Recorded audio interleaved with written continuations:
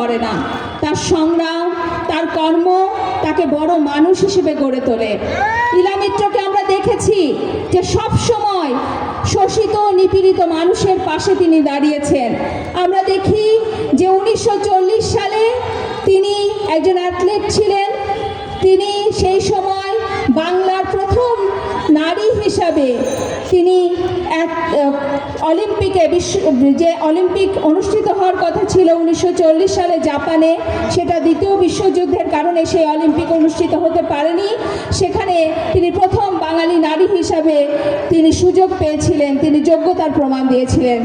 আমরা দেখি খুব ছোটবেলা থেকেই তিনি কিন্তু মানুষের পাশে দাঁড়িয়েছেন, নিপীড়িত মানুষের পাশে দাঁড়িয়েছেন, তার মন কেঁদেছে। বড় আদর্শের জন্যে তিনি জীবন উৎসর্গ করেছেন। তার জীবনের মূল জায়গাটাই ছিল সামাজিক দায়বোধ, দায়িত্ব।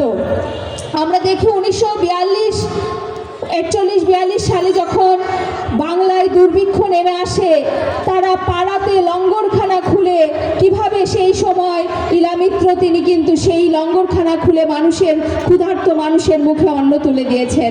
আমরা দেখি খুব ছোটবেলা থেকেই তিনি এই লড়াই সংগ্রামে সামিল হয়েছেন। 1945 সালে তিনি বেথুন কলেজ থেকে বিএ অনার্স করেন এবং 1945 সালেই তার বিয়ে হয় রমেন মিত্রের সাথে। তিনি একজন কমিউনিস্ট ছিলেন এবং একটা জমিদার পরিবারের এই অঞ্চলের, এই চাঁপাইনবাবগঞ্জ অঞ্চলের জমিদার পুত্রের তিনি পুত্রবধূ হন।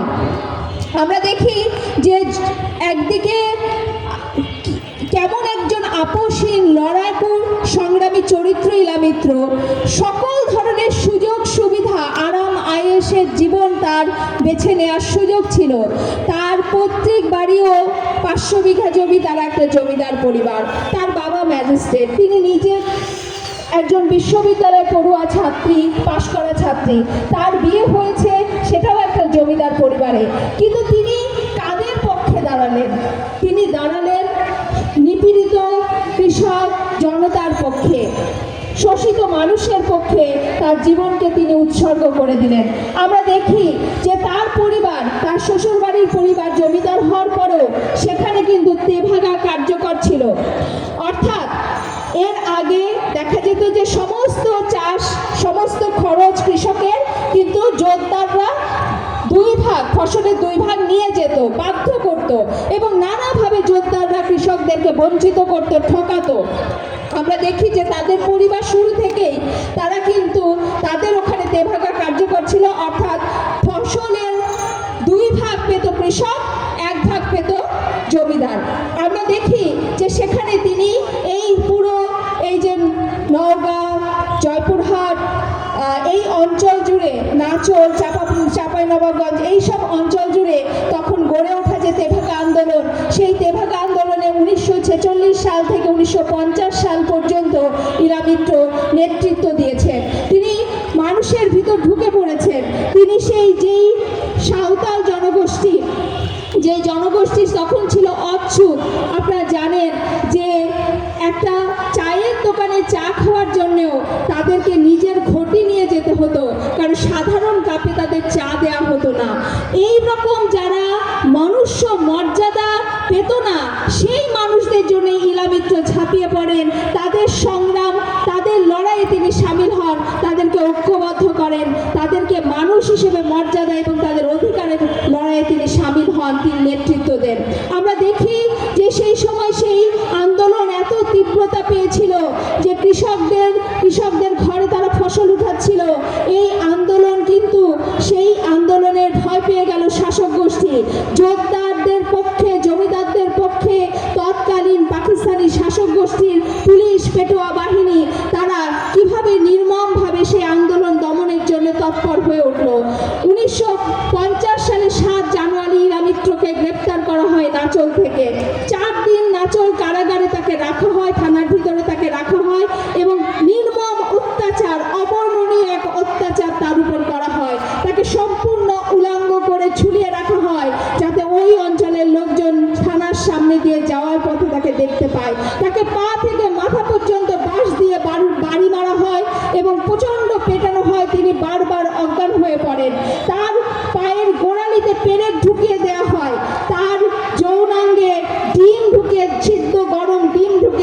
হয় তিনি মৃতপ্রায় অবস্থায় কোনো রকমে প্রাণ নিয়ে বেঁচেছিলেন, বারবার অজ্ঞান হয়ে যাচ্ছিলেন।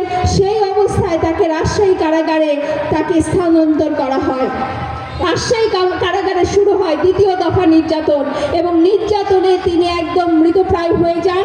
যখন তাকে রাজশাহী কারাগারে থানায় আদালতে তোলা হয়, তখন তিনি তার নির্যাতনের যে বর্ণনা দেন, এই বর্ণনা শোনার পরেও তার বিরুদ্ধে যাবজ্জীবন কারাদণ্ডই কিন্তু বিচার হয়ে রায় হলো। এবং এই যে রায়, এই রায়ের বিরুদ্ধে তৎকালীন আমরা জানি যে নেতা মাওলানা ভাসানী সহ সেই সময় ছাত্র সমাজ, সেই সময় আমরা জানি যে 52 ভাষা আন্দোলন, সেই আন্দোলনে সেই সকল লড়াকু ছাত্র সমাজও কিন্তু ইলামিত্রের মুক্তির দাবিতে আন্দোলন করেন। এবং আন্দোলনের প্রেক্ষিতে 1954 সালে যখন যুক্তফ্রন্ট ক্ষমতায় আসে, তখন তিনি চিকিৎসার জন্য প্যারোলে মুক্তি পান। সংগ্রামী বন্ধুগণ, ইলামিত্র তিনি 2002 সালে মৃত্যুবরণ করেন, কিন্তু তিনি রেখে গেছেন এক সংগ্রামের ইতিহাস। তিনি তার কাছ থেকে শিক্ষা নিয়ে আজকের যে সমাজ, আজকের যেই সংকট, আজকে আমরা দেখি যে ইলামিত্রের স্বপ্ন ছিল যে নিপীড়িত বঞ্চিত মানুষ থাকবে না, সকল মানুষ সমান অধিকার পাবে, সকল মানুষ বেঁচে থাকার যে মৌলিক অধিকার, খাদ্য, বস্ত্র, বাসস্থান, শিক্ষা, চিকিৎসা, কাজ, সেগুলো মানুষ পাবে। একটা সমতার সমাজতান্ত্রিক সমাজ নির্মিত হবে, সেই স্বপ্ন নিয়ে তিনি আজীবন লড়াই করেছেন। কোনো সুবিধাবাদের পথে কোনোদিন যান নাই, তিনি সকল অসুবিধাকে জীবনে বরণ করে নিয়েছেন শুধুমাত্র এই বড় সংগ্রামের জায়গা থেকে। আমরা আজকে দেখি, আজকে বাংলাদেশে স্বাধীনতা 54 বছর পরেও আজকে আমাদের রাজশাহীর কৃষক তিনি আত্মহত্যা করতে বাধ্য হন।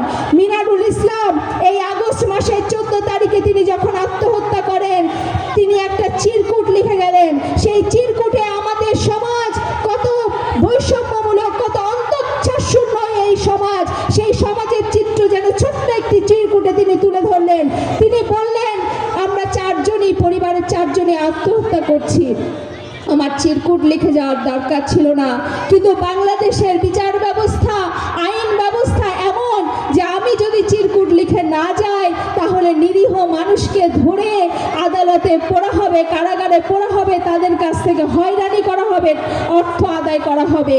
তিনি লিখলেন, তার বয়স তখন 37, তার স্ত্রীর বয়স 28, তার ছোট ছেলে, তার বয়স হচ্ছে মাত্র 7 বছর, আর ছোট্ট মেয়েটা মাহিয়া, তার বয়স মাত্র 18 মাস। তিনি বলছেন, আমার মাহিয়াকে প্রথমে আমি মারলাম, তারপর আমার ছেলেটাকে, তারপর স্ত্রীকে, তারপর আমি নিজে আত্মহত্যা করলাম। এই যে করুণ একটা বিষয় তিনি তুলে আনলেন, কত অন্তঃশ্বাস শূন্য অমানবিক একটা সমাজ এই দেশ, সেটা তিনি চিত্রে চিত্রে তুলে ধরলেন। তিনি দেখিয়ে গেলেন আমাদেরকে, আমাদের চোখে আঙুল দিয়ে দেখিয়ে গেলেন যে এই সমাজ, এই রাষ্ট্র কোনো দায় নেয় না। তিনি ক্ষুধার জ্বালায় 5 দিন তারা খেতে পারি নাই, ক্ষুধার জ্বালায়, ঋণের চাপে, এনজিও ঋণের চাপে তিনি আত্মহত্যা করতে বাধ্য হয়েছেন। এই সমাজ, এই রাষ্ট্র তার দায়িত্ব নেয়নি, ওই ক্ষুধার্ত মানুষের পাশে যেয়ে দাঁড়ায়নি। কিন্তু দেখেন, তিনি মৃত্যুর আগ মুহূর্ত পর্যন্ত মানুষের দায়িত্ব নিয়েছেন। বাংলাদেশের কৃষকরা তো এরকমই, বারে বারেই বাংলাদেশের কৃষকেরা মানুষের দায়িত্ব নিয়েছেন। করোনার সময় যখন সমস্ত কিছু বন্ধ, তখন কৃষকেরা মৃত্যু ভয়কে উপেক্ষা করে মাঠে ফসল ফলিয়েছে, আমাদের মুখে অন্ন তুলে দিয়েছে। কিন্তু আমরা, এই সমাজ, এই রাষ্ট্র কৃষকদের জন্য কি করে? আজকে যখন উত্তরবঙ্গে ফুলকপি 2 টাকা দিয়ে বিক্রি করতে একজন কৃষক বাধ্য হয়, সেই সময় ঢাকার বাজারে 40 টাকা দিয়ে আমরা ফুলকপি কিনে খাই।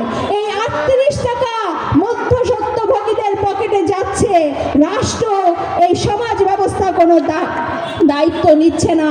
এই সমাজ, এই রাষ্ট্র ওই পুঁজিপতিদের পক্ষে, কৃষক, শ্রমিক, মেহনতি মানুষের পক্ষে না। আমরা দেখি ওই জুলাই সনদ হচ্ছে, সেখানে কৃষক, শ্রমিক, মেহনতি মানুষের কোনো কথা নেই, সেখানে নারীর যে প্রতিনিধিত্ব সেটা নাই। আজকে দেশের অর্ধেক জনগোষ্ঠী, 51% নারী, সেই নারীদের জীবন কেমন? সমস্ত জায়গায় তারা বঞ্চিত, নিপীড়িত। আজকে স্কুলে পাঠাতে ভয়, আজকে কর্মক্ষেত্রে গেলে নির্যাতনের ভয়। দেশের কোনো জায়গা নাই যেখানে নারীরা নিরাপত্তার সাথে বসবাস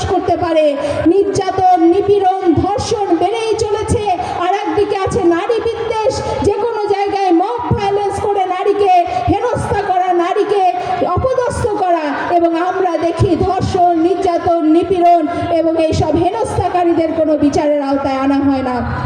সংগ্রামী বন্ধুগণ, ফলে আমরা বলতে চাই, এই সমাজ, এই অমানবিক সমাজ, এই শোষণের সমাজ, যে সমাজ আমার দায়িত্ব নেয় না, কৃষক, শ্রমিক, মেহনতি মানুষের কোনো দায়িত্ব নেয় না, সেই সমাজ ভাঙতে হবে, এক নতুন সমাজ গড়তে হবে। আপনারা জানেন, গুলশানের বড় হোটেলের একটা ডিশ, একটা খাবার, তার দাম 1000 টাকা। আর পাশেই যে বস্তি, সেই বস্তির ছেলেটা 10 টাকা দিয়ে ওই পাউরুটি কিনে খাওয়ারও তার সামর্থ্য নাই। আমাদের দেশে 35 লাখ পথ শিশু, তাদের জীবনের কোনো নিশ্চয়তা নাই, তারা পথে ঘুমায়, কি খায়, তাদের ভবিষ্যৎ কি? সংগ্রামী বন্ধুগণ, আজকে এই অমানবিক সমাজ, এই অমানবিক বাংলাদেশ, এই বাংলাদেশ ইলামিত্র চাননি, এই বাংলাদেশে আমাদের মুক্তিযোদ্ধারা চাইনি, এই বাংলাদেশ আমাদের ব্রিটিশ বিরোধী আন্দোলনের নেতারা চাইনি, যে এই লড়াইয়ে 24শে জুলাইয়ের লড়াইয়ের যোদ্ধারা, তারা এই বাংলাদেশ চাইনি। আমরা চেয়েছি একটা বৈষম্যহীন বাংলাদেশ, একটা মানবিক বাংলাদেশ। সেই মানবিক বাংলাদেশ গড়ার জন্যে আমাদের ইলামিত্রের সেই সংগ্রাম থেকে শিক্ষা নেওয়ার বিষয়। সংগ্রামী বন্ধুরা, এরকম অমানবিক সমাজে যদি মানুষ হিসেবে বাঁচতে হয়, তাহলে এর বিরুদ্ধে লড়াই করতেই হবে। সেই লড়াইয়ে সামিল হওয়ার জন্যে ইলামিত্র আমাদেরকে সেই সংগ্রামের শিক্ষা দিয়ে যান। সেই সংগ্রামে সবাই সামিল হবেন। আমরা আমাদের সমাবেশের কাজ শুরু করছি। সবাইকে আমি সেই সমাবেশে আমাদের যে